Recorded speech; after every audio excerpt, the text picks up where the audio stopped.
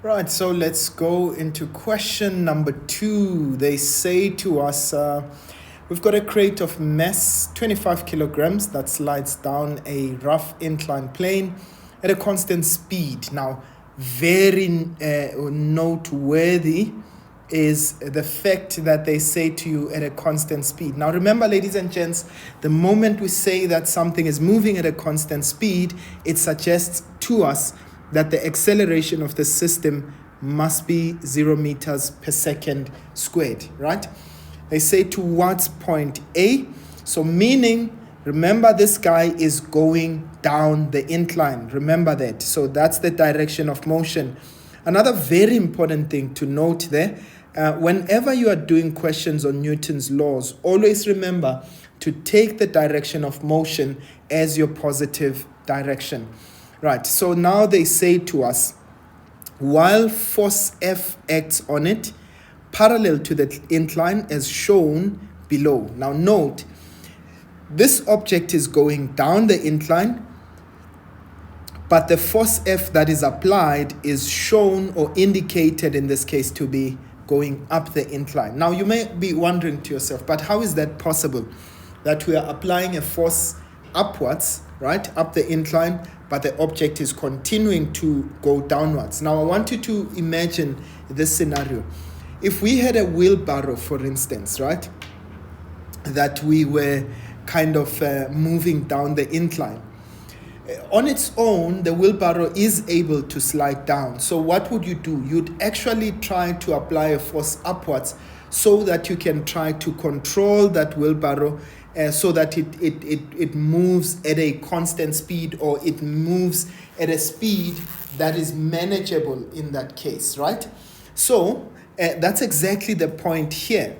So they say to us, we've got this object, it's moving down the incline, and we note in this case that the force is actually upwards. Now, they say a constant frictional force of 40 newtons, okay, all right, we knew there was friction because they said it's a rough inclined plane, okay, so we've got a frictional force of 40 newtons that acts when the plane is inclined at an angle of 30 degrees to the horizontal. Now, ladies and gents, let's go right into it. They say state Newton's first law of motion in words. Please, guys, and I want you to invest time in knowing these principles. Remember that in your physical science, 10% of your actual total, percentage is actually, or rather out of 100%, 10% of it is actually remembrance type questions. So these are questions where they ask for definitions and things that you can just remember top of mind, right? So these are your low-hanging fruits. So please note, this is something that you must always make sure that you remember. Okay, Newton's first law says a body will remain at rest or in constant motion in a straight line unless it is acted upon by a non-zero resultant force. Okay, so they say draw a labeled free body diagram showing all forces acting on the crate as it moves towards point A. Now note, this is out of 4 marks, so which means we are anticipating the mark allocation is always an indication of how many forces there should be. Right, now let's talk about those forces. Remember, every single time we are going to have the gravitational force. So this is the force of gravity, okay? And then this is vertically downwards. Note, ladies and gents, I've drawn it going vertically down, right? But we have force F that is acting parallel to the incline. So there's our force F over there, right? That's the applied force, okay? Force applied, or let's just simply say the applied force. And note that you must label your diagram using full words, right? In fact, I should have said even here the force of gravity, or you can say the weight, all right? And we've got the frictional force. We know that friction opposes motion. This object is going down the incline, So friction must actually be going up the incline. Remember that friction opposes motion, right? So this is one of those rare instances where the frictional force is acting in the same direction as the applied force. So frictional force. Okay, and then finally, we've got, in this case, the normal force. Remember, by virtue of it being on the surface, then it means that there is a perpendicular force, okay, a reaction force to the ground. So that would be our normal force, okay? Right, and there you go, ladies and gents. Those are the 4 forces. And just to keep in mind, of course, once we get into the calculation, we are going to have to break that gravitational force down into its parallel as well as its perpendicular component.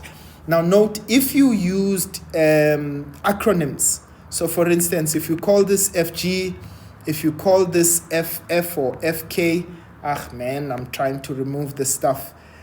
So this is FK, the kinetic friction.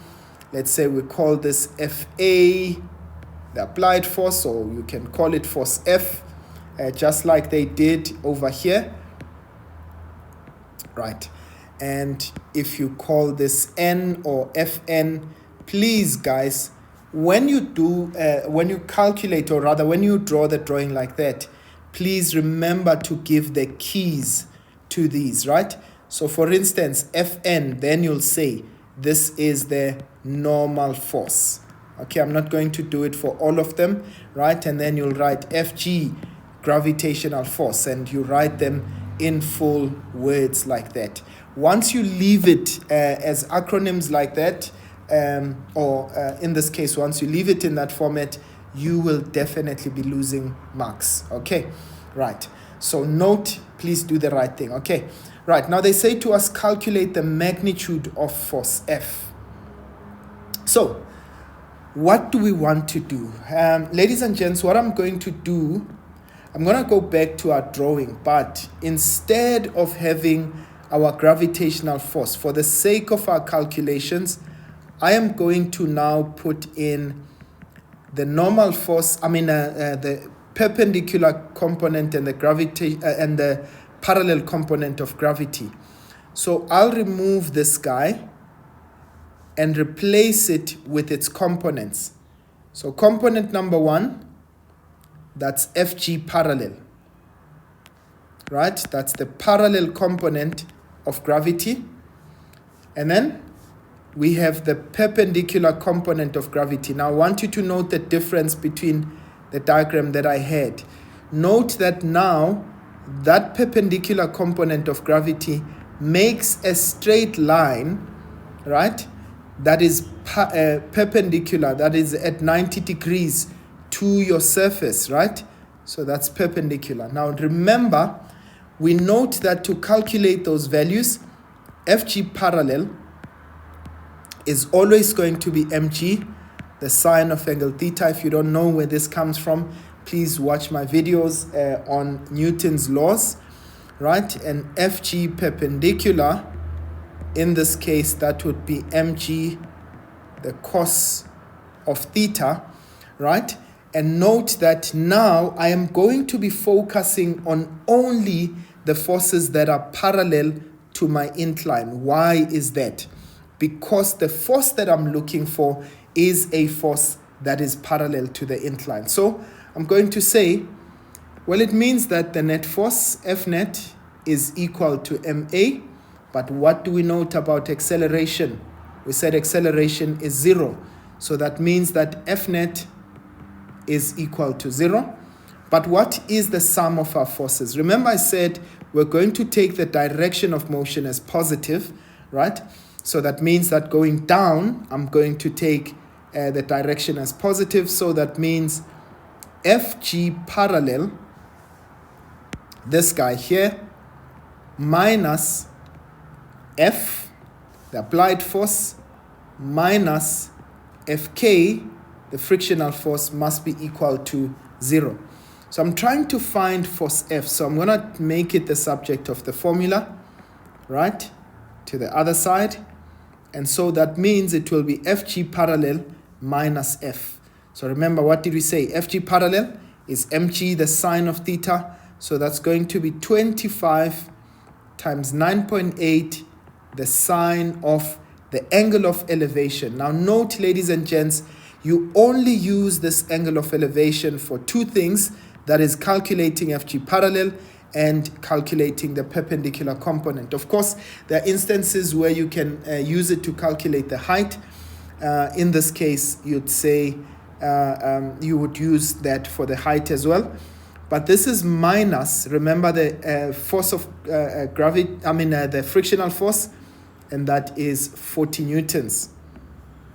Okay, so I'm taking force FG parallel minus the friction, and what do we get? Let's use our calculator over there. So this is 25 times 9.8, the sine of 30, and this is minus 40 degrees. And that would give me 82.5 newtons, right? So that is what I am able to get, right? So that's force F. Now they say to us, when the crate reaches point A, force F is removed. So meaning once we get to that point A, we only now have two forces that are parallel. That's going to be FG parallel. That's going to be the frictional force. Okay? Right. Now, they say to us, and the angle of inclination is decreased, okay, immediately to theta, so that the crate continues moving at 2 meters per second towards point B. All right. So, they say use the relationship between the forces acting on the crate between point A and B to show that mu k, which is the coefficient of friction, is sine theta divided by cos theta. Now, let's look at this. So when I look at, sorry, I should have said friction there, not FG parallel. So when I look at FG parallel, right, in fact, when I look at the forces that are parallel to the incline, still taking down as positive, that means F net is still going to be equal to 0. FG parallel minus the frictional force would equal to 0. So what does that mean? FG parallel is equal to the frictional force, but we know what FG parallel is. That's mg, the sine of angle theta, that's frictional force. So I know what my frictional force value or expression is, right? There it is right there. So, but when I calculate friction, what do? I say Fk, that's coefficient of friction, multiplied by the normal force, right? So I know what friction is. I've already got an expression for it.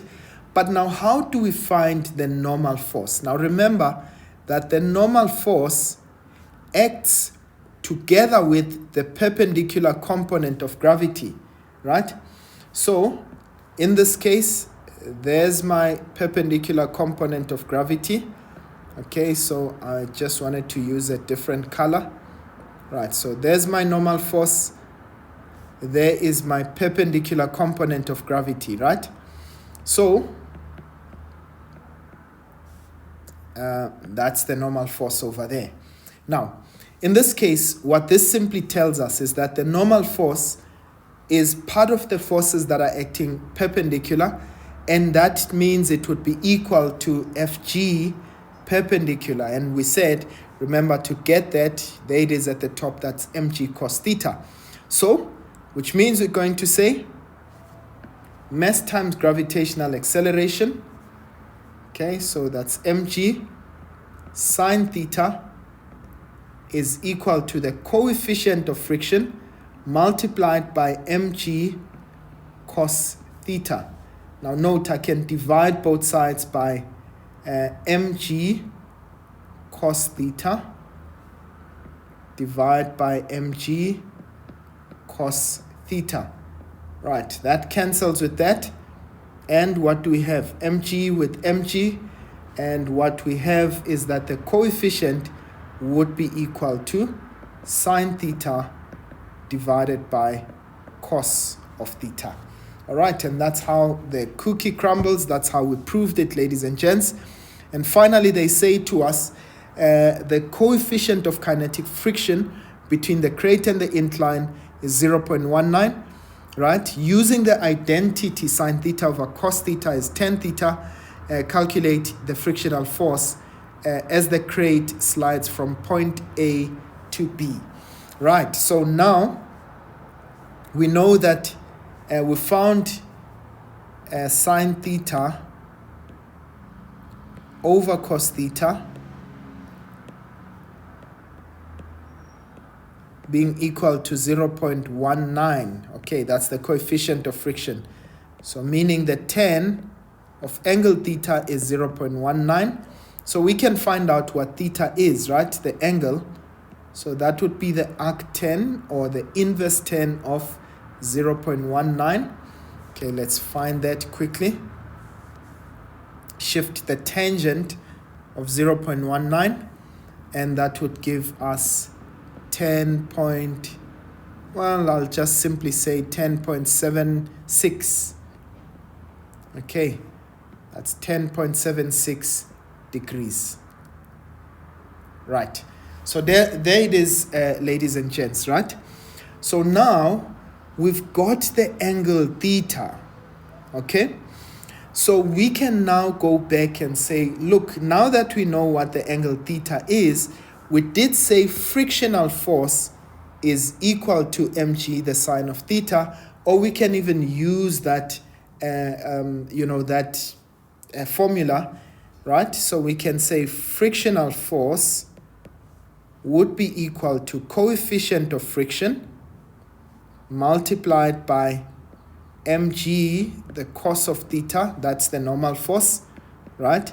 So that's 0.19 multiplied by 25 times 9.8, the cosine of 10.76, right? And for the sake of space, ladies and gents, let's do that. So that's 0.19